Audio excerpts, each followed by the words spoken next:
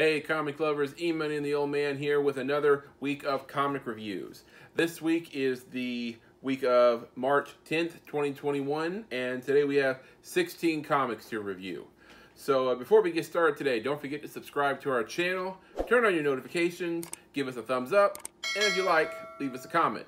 If there's a comic out there that we didn't review that you really liked or maybe really hated, I don't know, let us know about it in the comments section. Alright, so before we get started, let's tell them how we review these comics. Pretty simple. We go to Comic Book World on Old Chevrolet Road in Louisville, Kentucky on Wednesday. Buy a bunch of comic books, bring them home. I'll take some, go in one part of the house. You'll take the other and go off your way. And we read the comic books. As we read them, we write down a score for the story, plot line, character development, whatever, and a score for the artwork. And we base that on a 5-shield system, 5, of course, being the best. Then after we've read all the comics, we sit down and compare our scores. We don't talk about it until then. We don't talk about any of these comics until we've read them all and are ready to compare scores.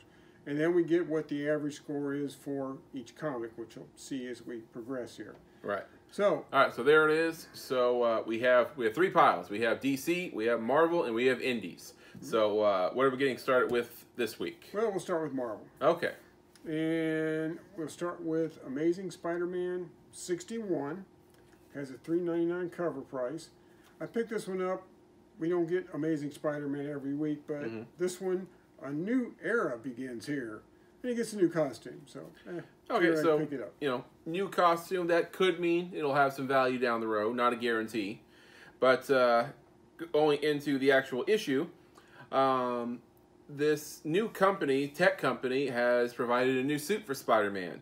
And who's up top in this company? None other than J. Jonah Jameson.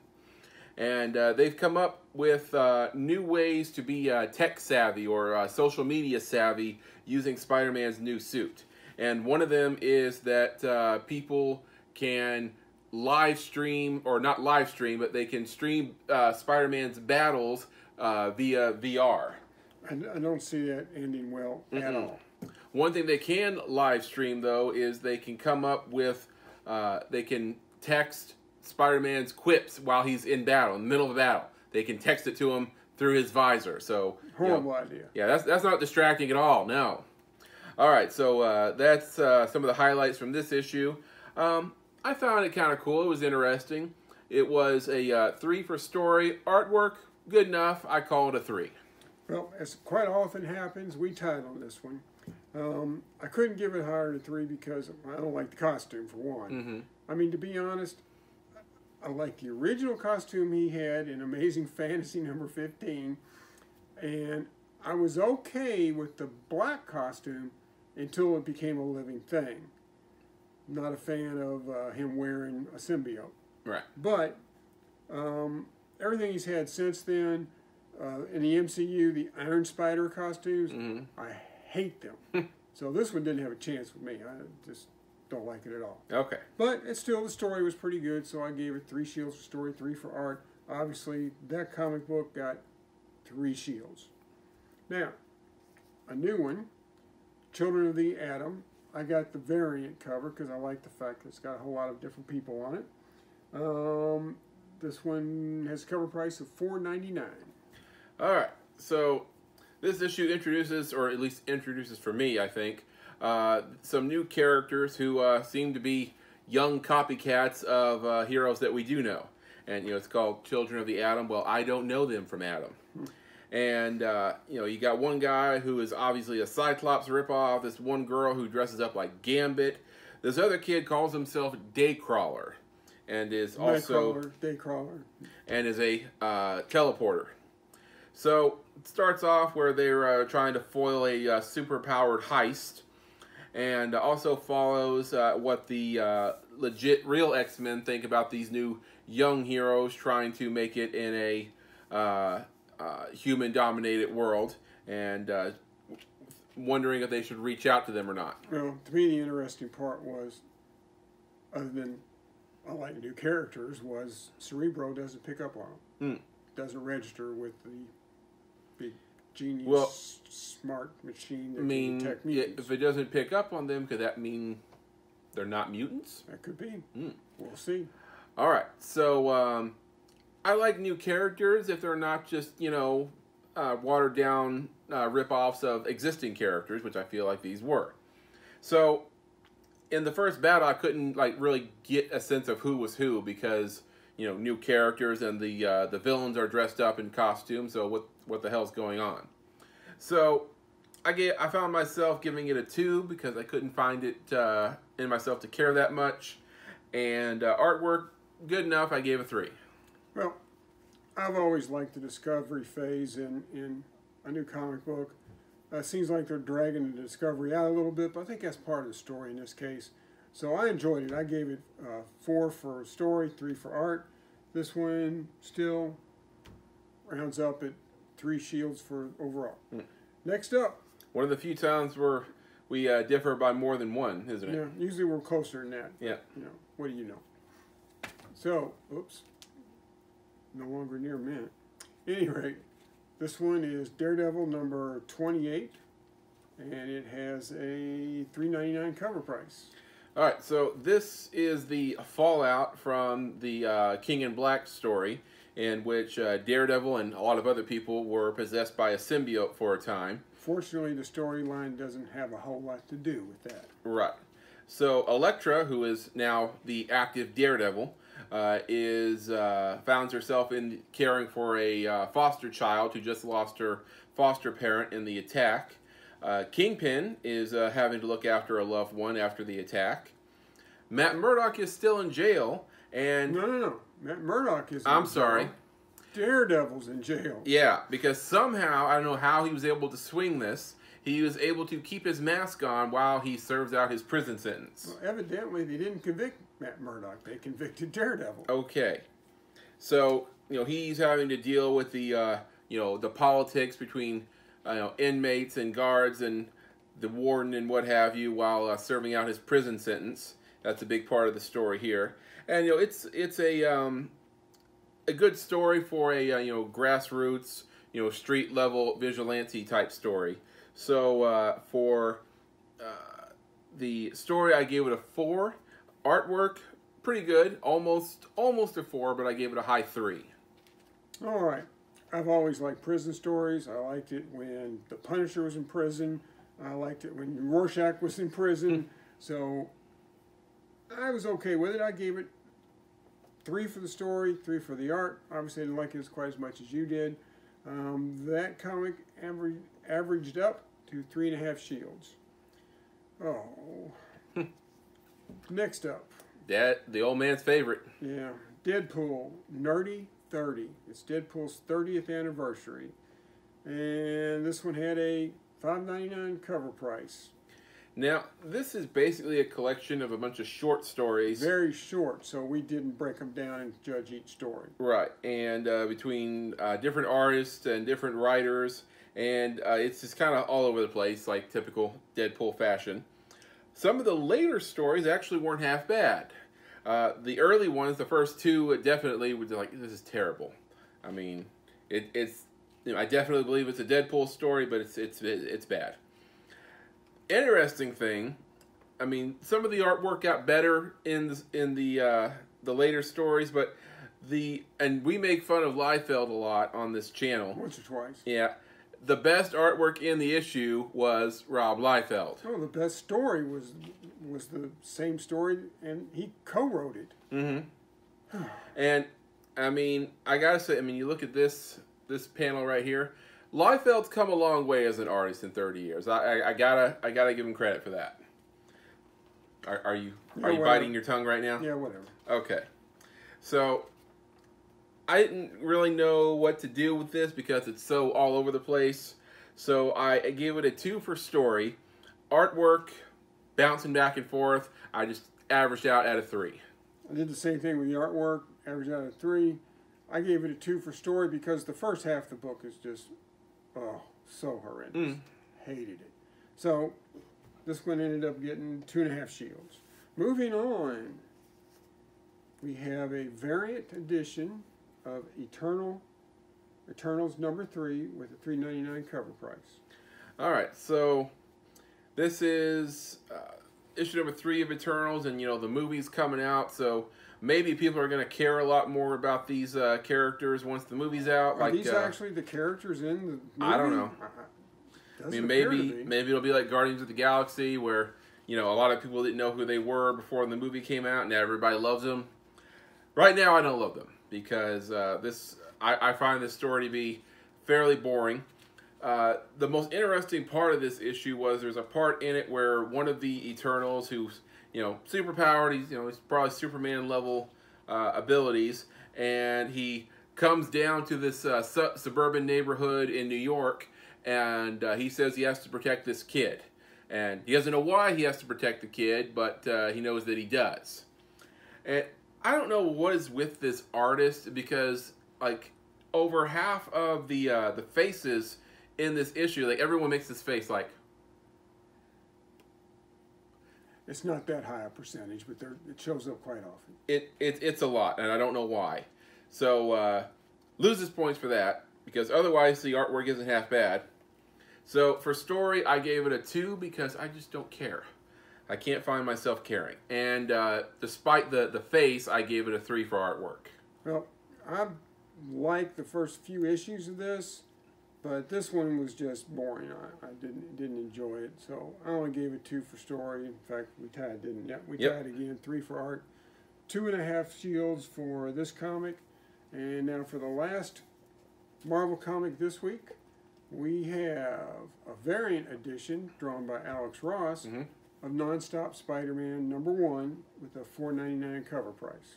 All right, so, and I mean, I know how the business works, but this is just typical fashion where, you lure us in with a great cover artist like Alex Ross, and then, we're suckered in because we have a mediocre or maybe less than mediocre artist doing the whole issue. So, in my opinion, that's what we have here. So, it starts off, Spider-Man is attempting to foil a robbery by a bunch of superpowered thieves in his own apartment. And at the same time, he finds out one of his college friends has possibly OD'd on a new street drug, to which these guys might be connected with. So that's kind of the point of the issue, non-stop Spider-Man. And, non-stop action, and him trying to tackle several things at once. So, the story I ended up giving a 3 to. Like I said, artwork was lackluster. I gave it a 2. All right, we didn't agree on this one either. So, I thought the story was fun. The action in the first 2/3 of the book was great. The development in the last third was interesting enough that might get #2. I gave it 4 shields for the story, 3 for the art, and this comic ends up getting 3 shields overall. All right, so that does it for the Marvel issues this week. And next up, we'll start with the indies. All right. So the first one this week is God of War. It's a Dark Horse comic, subtitle Fallen God, and it has a $3.99 cover price.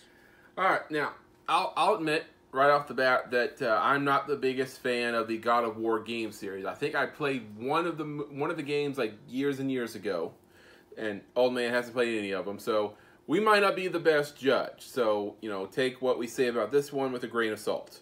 But he ends up on this island, doesn't remember how he got here. And, for a issue called God of War, there's very little action going on here.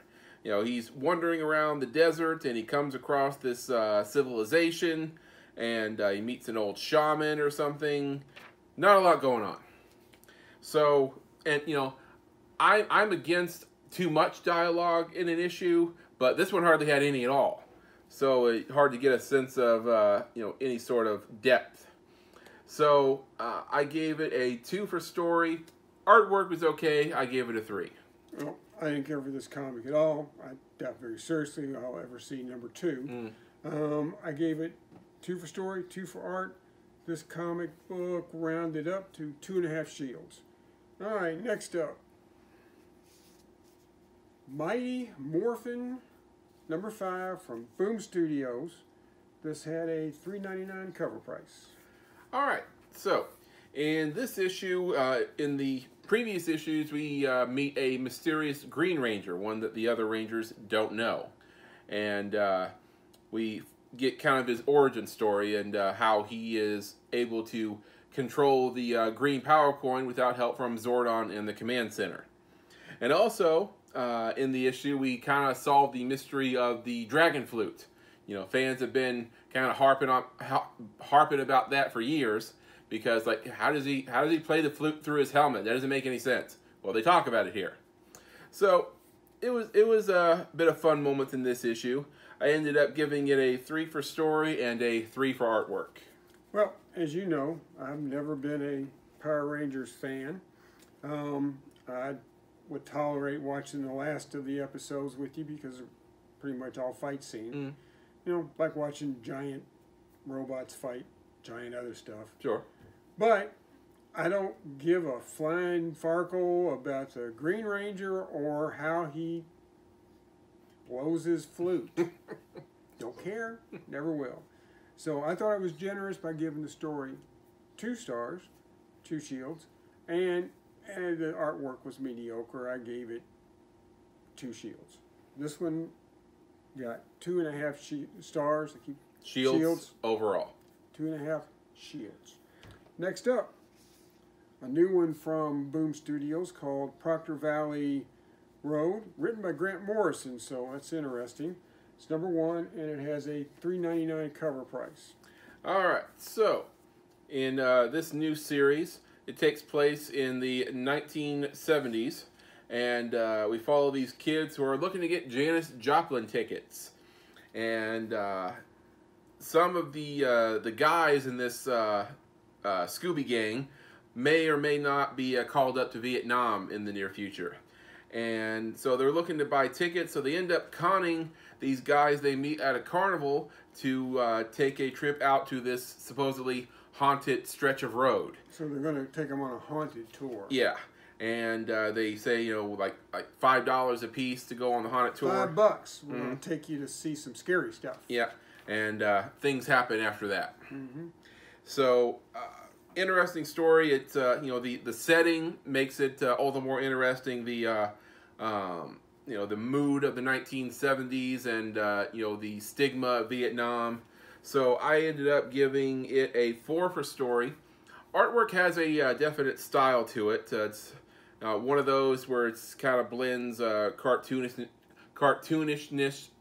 and realism. So I wasn't sure how to grade that, so I gave it a 3. All right. So I loved Morrison's take on the late 60s, early 70s, whatever year it is. He nailed it. I mean, you were there, so. I was there. I remember going to a draft party. I was too young to get drafted, but everybody around me was getting drafted, and that was crazy. But at any rate, thought it was a really good story. I don't like that style of art. Probably never will. It's almost manga-ish, which EMoney and I really don't enjoy manga.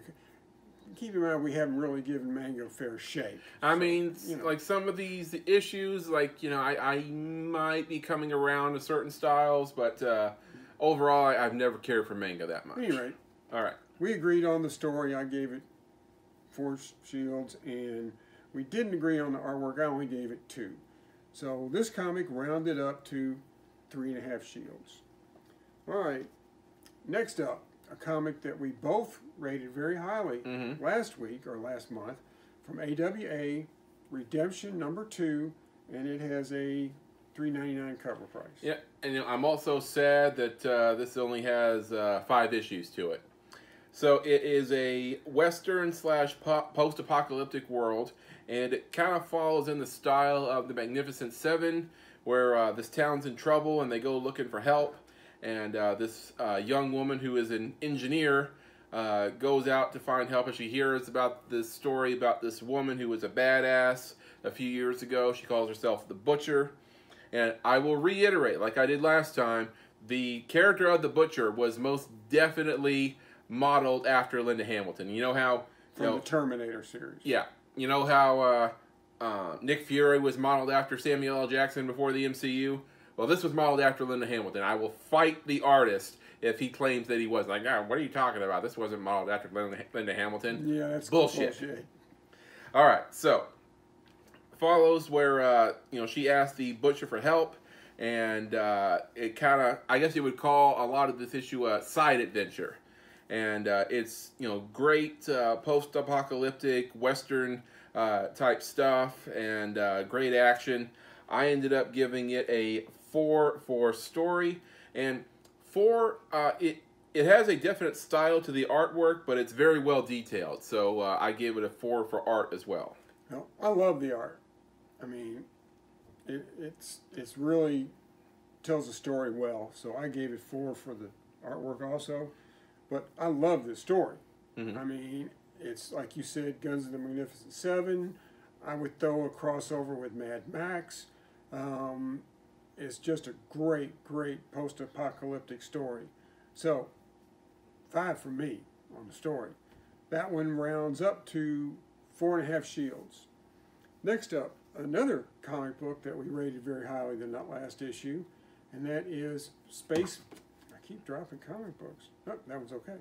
From Humanoids, Space Bastards number 3, and this had a $4.99 cover price. All right, so this is issue number 3. The last issue was an origin story about how the parcel delivery service got started. So this one picks up where the first issue left off. And this new delivery guy, I think his name Proton, is, getting the hang of things. And his former trainer, Manticore, or Manny, is out to get him for screwing him over on the parcel that they delivered. And the story goes from there where Proton finds himself being a parcel after sustaining an injury. So kind of a delivery shenanigans ensue from there in typical Space Bastards fashion. And yeah, I love this story. I mean, it's a great sci-fi action and great characters. I ended up giving it a 5 for story and 4 for artwork. Well, this reminds me of some of the old Lobo stories. It's along the same line. I keep waiting for one of the characters to call somebody a bastich. But at any rate, I liked it. Artwork, scored it the same as you. 4 shields for art. The storyline, whereas a 4 is very good, I couldn't quite go 5 on it, so I gave it 4. And this one rounded up also to 4.5 shields. All right. And our last indie this week, we have from Boombox, Specter Inspectors number 2, and this had a $4.99 cover price. All right, so in the last issue, we meet this other Scooby Gang. I keep using that term. But they are ghost hunters looking to get their next episode. But in the last little adventure they had, one of their crew members became possessed by a demon. And so now they are looking to film their next episode while also researching to figure out how to help the demon, because the demon says that he has forgotten his name. And in order to help him, they have to figure out his name. Like a demon would never lie. No, of course not. And, story goes from there where they find themselves in a haunted library. And the story is very intriguing. I love the supernatural ghost inspectors aspect to it. I give it a 4 for story. Artwork, it's not going for realism. It has a certain style to it. The artist, she's definitely has a style of her own, so you can't judge it based on that. So I ended up giving it a 4 for artwork. All right, I'm loving the story also. I gave it 4 for the story. The artwork's a little too cartoonish for this old man, so I gave it a 3. Still, this comic rounds up to 4 shields. Yep. That's it for the indies. That's the indie comics for this week. All right, so that leaves the DC comics for this week. And trend that DC's doing nowadays is they like to have backstories. Yeah, every one of these 4 issues this week has at least one backstories. The first one is Batman Urban Legends. It's the first Batman since the Future State storyline ended, which concerned me, and it's one of the Infinite Frontier stories. This one has 4 stories in it. This one has a $7.99 cover price. I guess you gotta give everybody something to do. All right, the first story is a Red Hood story called Cheer. Right. So Jason Todd, Red Hood, is chasing down a lead on this illegal drug that has hit the streets and has a high mortality rate. And through the investigation, he finds himself having to care for this kid. And it's a pretty great, gritty, street-level story. And, it gives you a little insight into why the Red Hood is the way he is after, all those years with Bruce. Well, what I like is that he's adapting. Yes. He's no longer killing everybody. He's using rubber bullets whenever he can. Mm-hmm. But anyway, what'd you score? I gave it a 4 for story. Artwork is pretty good. I gave it a 4 as well. We tied. I gave it 4 and 4, so that story gets 4 shields. Mm-hmm. Next up is a Harley Quinn and Ivy story called New Roots. Mm-hmm. All right, so this kind of goes back and forth between the present and the past, and apparently Harley and Ivy are no longer together, so it goes from Harley visiting their old hideout to when they first started up in the place, and it's really really happy new beginnings in the flashback, and then it's really sad and depressing in the present. And it wasn't much to the story, but you kind of feel for Harley in it. So I gave it a 3 for story. Artwork, good enough. I gave it a 3. Tied again. I gave it a pair of 3s. Thought it was okay. Never really been a fan of this type of story, but it was all right. So that story gets 3 shields. Next up is a very short outsider story called The Caretaker. All right, so this follows Black Lightning and Katana as they are escaping by boat by a couple of gangster type guys. And I can't find myself to care about Black Lightning and Katana that much. I never read many Outsiders issues, so I was fair, and I gave it a 3 for story because it had action in it, and I gave a 3 for artwork. Well, maybe I wasn't fair. I only gave it 2 shields for the story, 3 for the artwork. Still, that story rounded up to 3 shields. Now, the last story in this comic was Grifter, and it's called The Long Con. Yeah. So, I was actually surprised by this story because I've said in the past I don't care that much for the Grifter. During the Future State stories, I thought the Grifter stories were kind of blah. Yeah. So, he has somehow managed to find his way or con his way into being Lucius Fox's bodyguard. And, he's, this gritty guy wearing a ruffled suit and tennis shoes to these, big gala events next to Lucius Fox. And there's some interesting lines in this issue where when he meets a couple of familiar faces. I won't go into too much detail and ruin it for you, but it's one of the better Grifter stories I've read. So for that, I gave it a 4 for story, which surprised the hell out of me. And artwork, I gave a 3 too. Well, I gave it a strong 3 for story. It was better than I expected. The scene with Batman was the best part of the book. You spoiled it. Oh well. Oh well. And 3 for the art. So that one rounds up to 3.5. Now when you take all 4 stories and give the book an average, it gets 3.5 shields. Next up, a new Joker comic, Joker #1, $4.99 cover price. 2 stories. We'll start with the Joker story. All right, so for it being a Joker story, the Joker is actually pretty absent for most of the story. The story mostly follows Jim Gordon, and he has just retired from the police force, and he's kind of stewing in his a little bit of depression, wondering what it is he's going to do to support himself, because apparently his pension's not quite enough. Bullock pitches him the idea of going into the private business, but pass. Yeah, Gordon says the idea of chasing down cheating spouses just makes his skin crawl. So this rich woman, or woman who is apparently the higher class variety, meets up with Gordon and makes him a proposition. One that I think would definitely, he would be the man for the job. So, story goes from there. Don't want to spoil too much for you, but I found it definitely interesting. So I give it a 4 for story. Definitely want to see where this story goes, and I give it a 3 for artwork.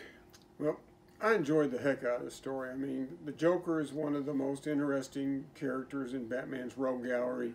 But Commissioner Gordon, as a major character, is long overdue. I mean, he has always deserved a push. Mm-hmm. So, we'll see how this goes. I gave it 4 for the story, 3 for the art, 3.5 overall. Mm-hmm. So, the backup story was about Punchline. All right, so if you don't know who Punchline is, she's a bit of a tragic character who follows much in the same way as Harley Quinn did. She was a podcaster who followed the Joker's crimes and talked about him on her show, and she became obsessed with him until the day came where she finally met the Joker and for a short time became his sidekick.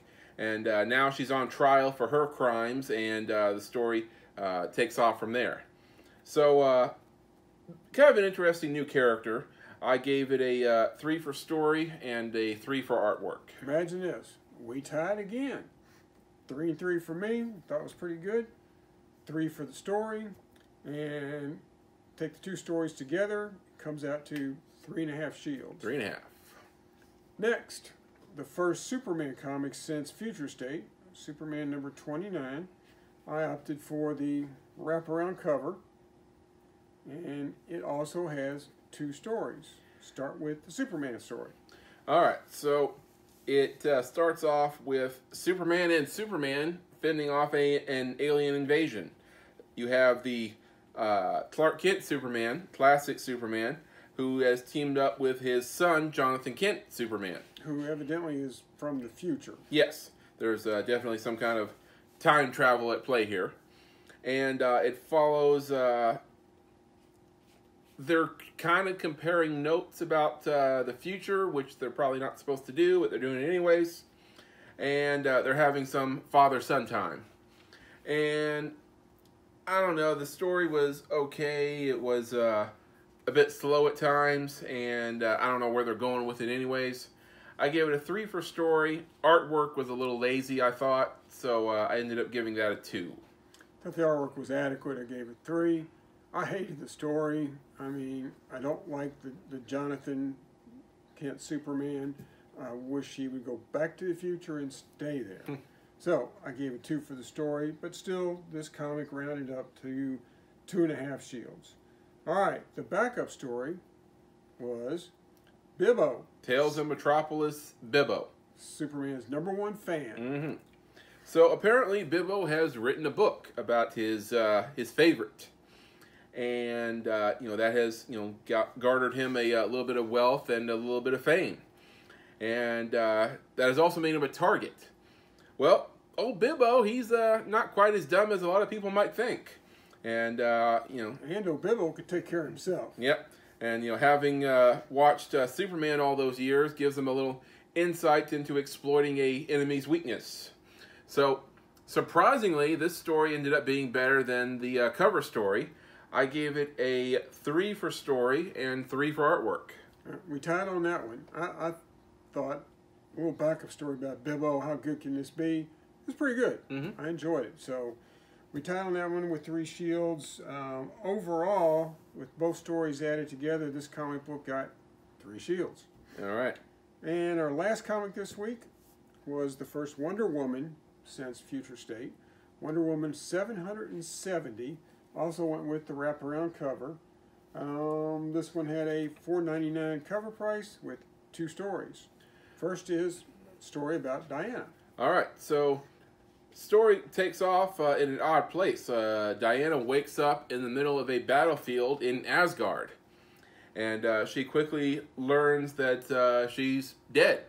And if you know anything about Norse mythology, you know that warriors in Norse mythology, they battle every day. They fight a great battle, and then they wake up in Valhalla that night and they feast, and then they do it all again the next day, and it's supposed to be glorious. Supposed to be some kind of fun. Yeah, everything that a warrior hopes for. So, but the problem is, Diana is not Norse. She has never, prescribed to these beliefs, and so Follows she's the Greek pantheon. Yeah, so she's wondering what she's doing here, and she can't remember much about her old life or who she was, and every time she dies, someone is trying to reach out to her, or at least seems to, and is trying to figure out. And she's trying to figure out, what this all means. So she's also lost her superpowers. Right. And side note here, you get a cameo appearance by Thor. Because, Marvel, despite what you might think, does not own the rights to Thor. Or any of the Norse gods. Yeah. So, if DC or anybody else has a notion of putting Thor in their comics, they can. So that's what they do here. So that was kind of cool. So anyways, the story was intriguing. I'm anxious to see what happens here. There's definitely a mystery to it. And I was surprised to give it a 4 for story and a 4 for artwork. I agree with you. I thought the story was great. Look forward to see what they do with it. Mm-hmm. I even liked the talking squirrel. And it wasn't a silly talking squirrel or a pet. This squirrel has a purpose in the story. I thought he was against talking animals, but all right. Not when they're serious. It's not comic relief. Okay. But at any rate, so I gave the story 4, the artwork 3. That particular story ends up with 4 shields. Next, the backup story is young Diana. So, you know how we said that a backup story can just bring down the whole issue? Well, it's kind of what we got here. Bibbo was the exception. Yep. So we have a young Diana who is growing up on Themyscira, and it feels like it was drawn for kids. So I don't know what it was doing in this issue, but she is trying to find her way into what she wants to do next, because she finds everything she's doing now kind of boring, because she's explored every inch of the island of Themyscira, and there's nothing to do. And then we meet a friend of hers. She has a pet kangaroo that she rides named Jumpa. Of course his name is Jumpa. A kangaroo named Jumpa. They did that. Okay. Just want to make that clear. So, I thought it was kind of boring. It was definitely pretty juvenile. And I had to give it a 2 for story and a 2 for artwork. 2 for story here. Didn't like it. 2 for the cartoonish artwork. So that one gets... So because of the backup story, it ends up with what?